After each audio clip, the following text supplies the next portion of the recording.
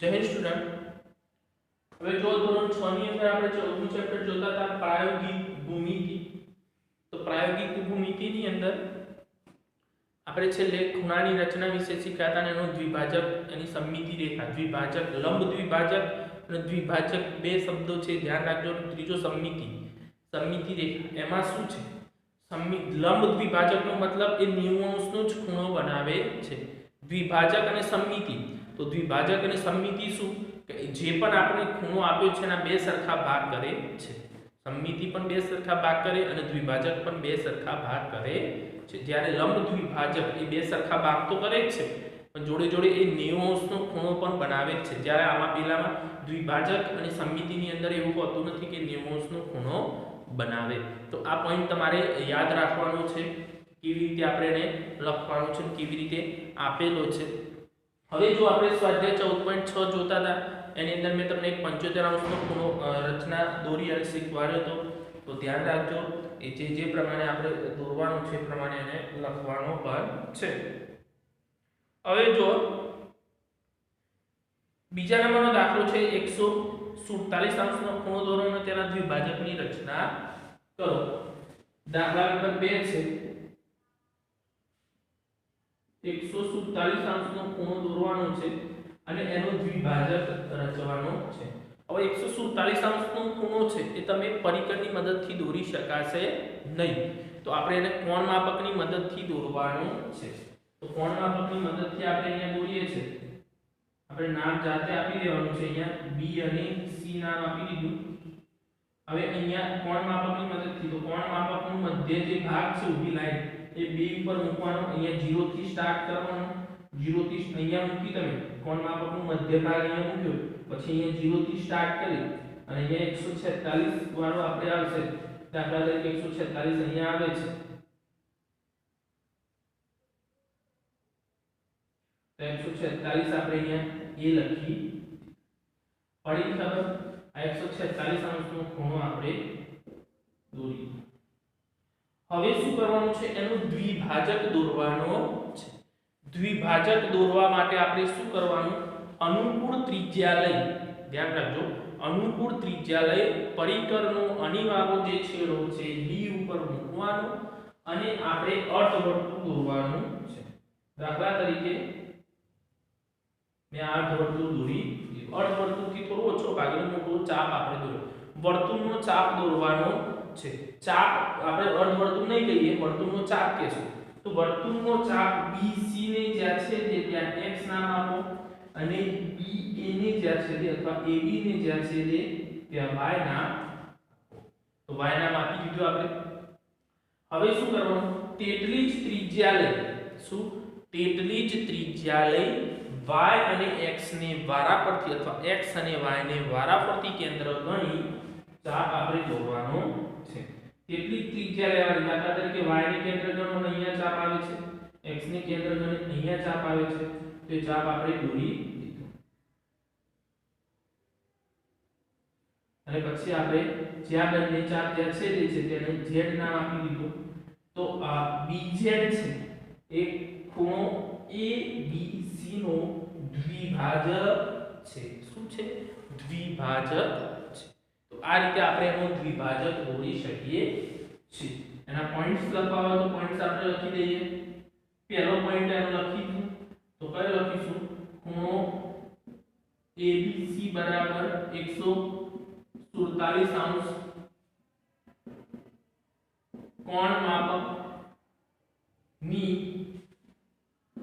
મદદથી દોરો. પછી બીજો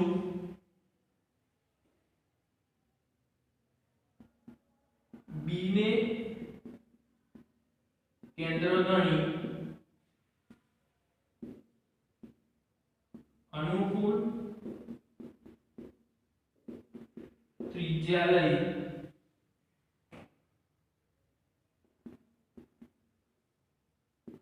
વર્તુળનો ચાપ દોરો અને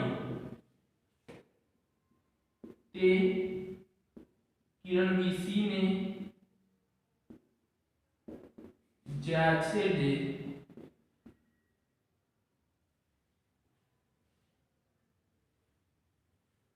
ABC ને જ્યાં છેદે તેને x અને BA અથવા AB ને કિરણ BA ને જ્યાં છેદે તેને y નામ આપો. પછીનો પોઈન્ટ તેટલી જ ત્રિજ્યા લઈ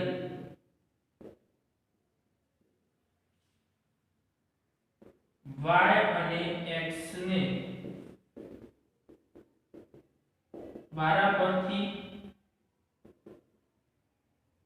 કેન્દ્ર ગણી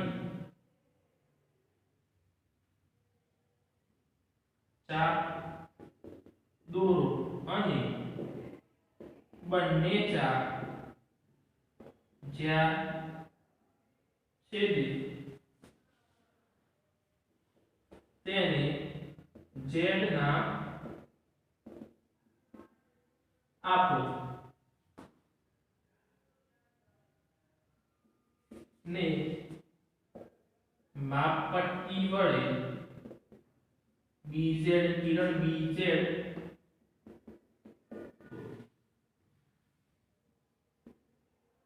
આ ખૂણા ABC નો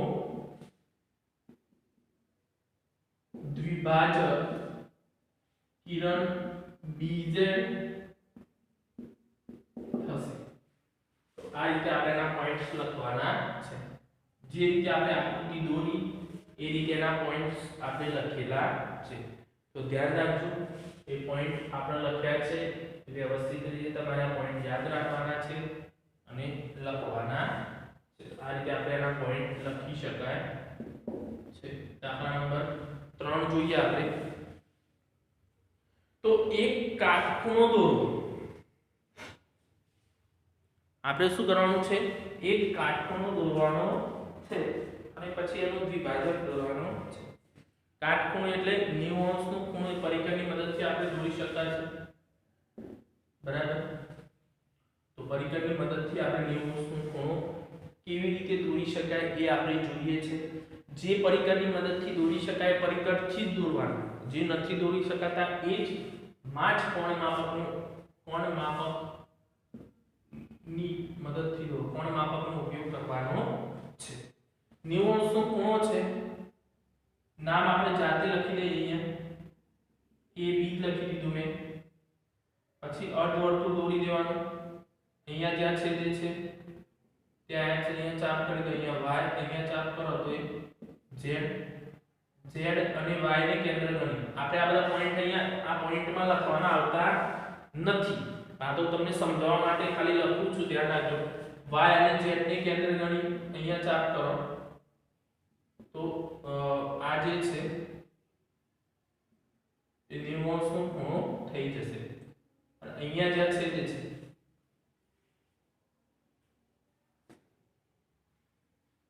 તેને q નામ આપણે આપી દીધું. બરાબર? થઈ ગયું આટલું. હવે શું કરવાનું? પોઈન્ટ્સ લખ્યા આપણે તો લખીએ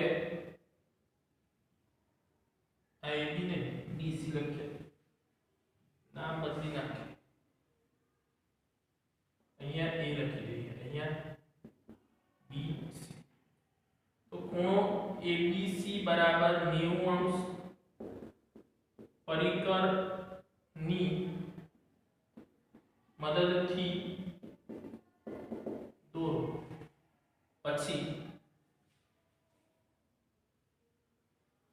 આપણે શું કરવાનું છે? કોણ માપકથી દોરવું હોય તો મારે તો બી ચાલશે. એટલે કોણ માપકથી દોરવું હોય તો દોરી શકાશે.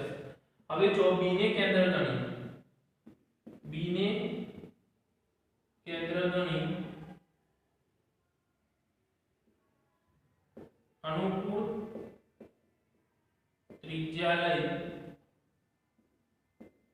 ચાપ દોરો અને કિરણ BC અને BA કિરણ BA ને જ્યાં છેદે તેને x અને નામ આપો. પછીનો પોઈન્ટ છે આ પોઈન્ટ એટલો તેટલી જ ત્રિજ્યા લઈ q અને x ને વારાફરતી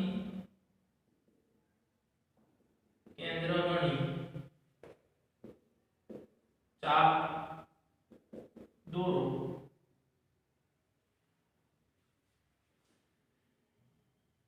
અને બંને ચાપ જ્યાં છેદે તેને p નામ આપો. આ ખૂણો ABC નો દ્વિભાજક BP કિરણ BP થશે. તો આ q ને કેન્દ્ર ગણી અનુકૂળ ત્રિજ્યા અહીંયા ચાપ આપો x ને કઈ નામ તો આનું શું થશે આ દ્વિભાજક શું થશે દ્વિભાજક દોરી શકાય છે. આ રીતનો આપણે જે છે એનું દ્વિભાજક રચના એની દોરી શકાય છે. તો ધ્યાન રાખવાનું જે પણ પ્રમાણે આપણે એનું દ્વિભાજક દોરીએ છે એ પ્રમાણે આપણે એને દોરી દેવાનો છે. તો આ રીતે તમે લખી દો પછી આગળ બીજું લખાવ તમે.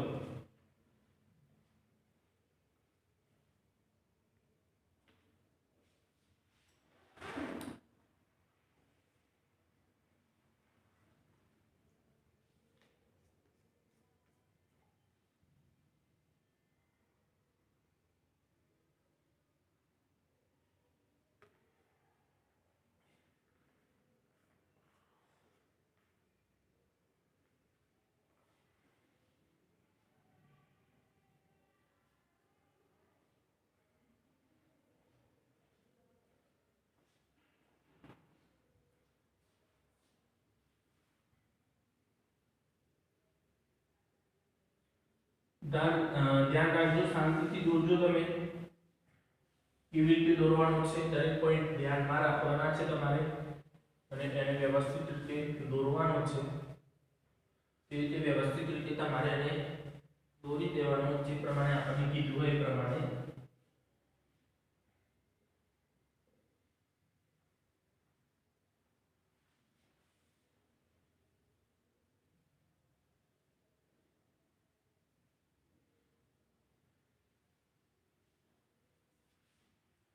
હવે જુઓ ચોથા નંબરનો દાખલો છે 153 અંશના માપનો ખૂણો દોરો અને તેના ચાર સરખા ભાગ કરો. 153 અંશ દાખલા નંબર 4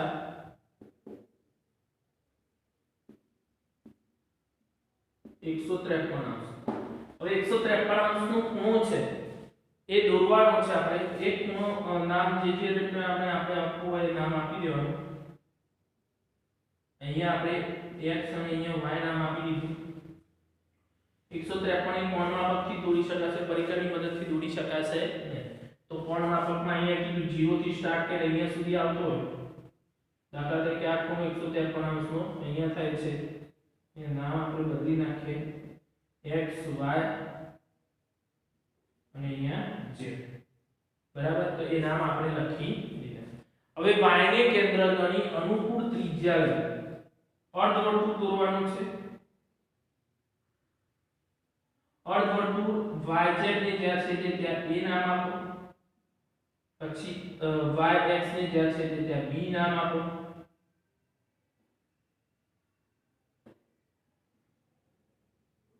બરાબર.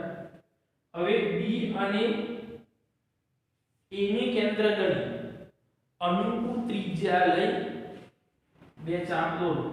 એ બે ચાપ અહીંયા છેદે છે. આનો દ્વિભાજક થઈ ગયો. અહીંયા આપણે નામ આપી દેશું AB. અહીંયા C આ જ્યાં છેદે છે ત્યાં C નામ આપી દઈએ. શું કરી દીધું C નામ આપી. હવે આપણે શું ચાર સરખા ભાગ કરવાના છે. તો ચાર સરખા ભાગ કરવા માટે અહીંયા શું કરીશું B અને C ને કેન્દ્ર ત્રિજ્યા આવવાની. B અને C ને કેન્દ્ર આ બે ભાગ થઈ ગયા. તો B અને C ને કેન્દ્ર અહીંયા ચાપ કરો.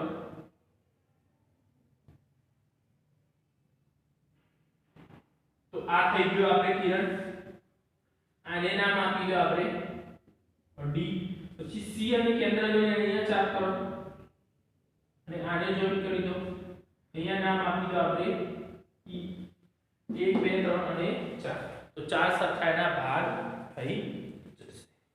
આ રીતે આપણે એના 4 સરખા ભાગ દોરી શકાય છે અને આ રીતે આપણને આપેલો છે। હવે એના પોઈન્ટ્સ આપણે લખવા છે, તો પોઈન્ટ લખીએ।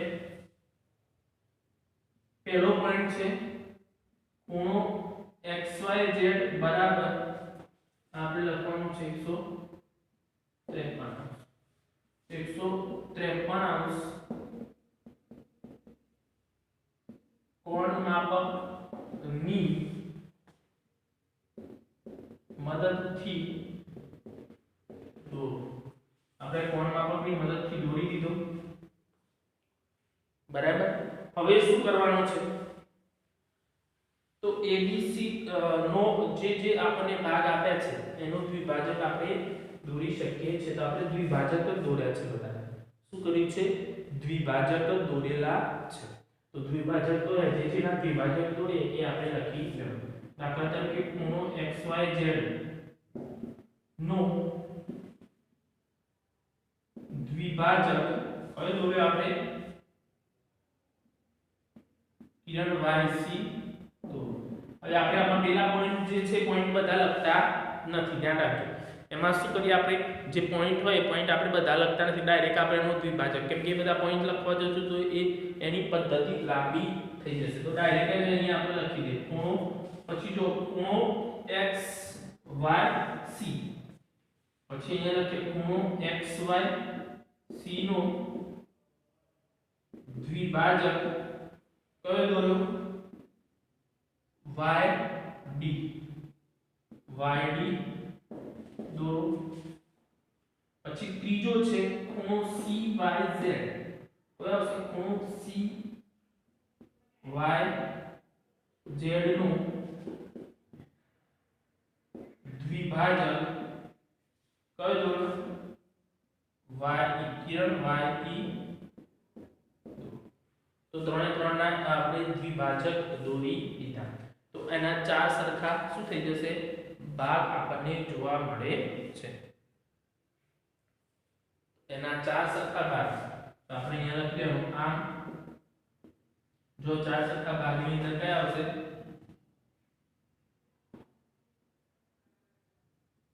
YD, કિરણ YD, પછી કિરણ YC અને કિરણ YE એ ખૂણો XYZ ના 4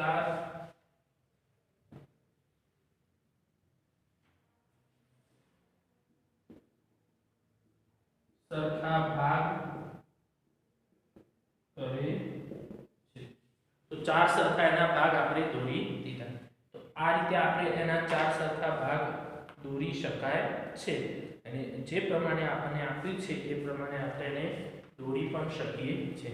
તો ધ્યાન રાખવાનું, એની અંદર કયો ભાગ કેવી રીતે દોરવાનો છે, કેવી રીતે આપણને આપેલો છે, એ દરેક વસ્તુને ધ્યાનમાં રાખવાની છે કે એની અંદર ભાગ જે દોરતા હોઈએ આપણે તો એ જોવાનું આપણે કે કયો ખૂણો કેવી રીતે દોરી શકાય છે અને કેવો ભાગ આપણને આપેલો છે।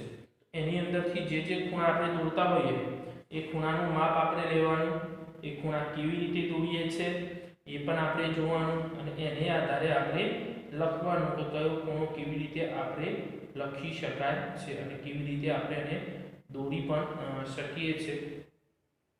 તો ધ્યાન રાખીશું તો આપણને એ પણ ખબર પડી જશે કે એ માપ આપણને આપ્યું છે એ માપનો ખૂણો આપણે કેવી રીતે દોરી શકીએ અને કયો ભાગ આપણને આપેલો છે। તો જે પ્રમાણે મેં અહીંયા કરાયું છે એ પ્રમાણે વ્યવસ્થિત સારા અક્ષરે તમારે એને દોરવાનું છે। ધ્યાન રાખો, વારંવાર હું તમને સૂચના આપું છું કે પરિકર, પેન્સિલ, સ્કેલ આ દરેક વસ્તુનો ઉપયોગ તમારે કરવાનો છે। કોણ માપકનો જે ઉપયોગ હોય ત્યાં કોણ માપકનો ઉપયોગ કરવાનો, એટલે જે પ્રમાણે જે વસ્તુનો ઉપયોગ કરવાનો કીધું હોય એ પ્રમાણે તમારે એ વસ્તુનો ઉપયોગ કરવાનો છે, બાકી કંઈ રહેવા દેવાનું છે નહીં।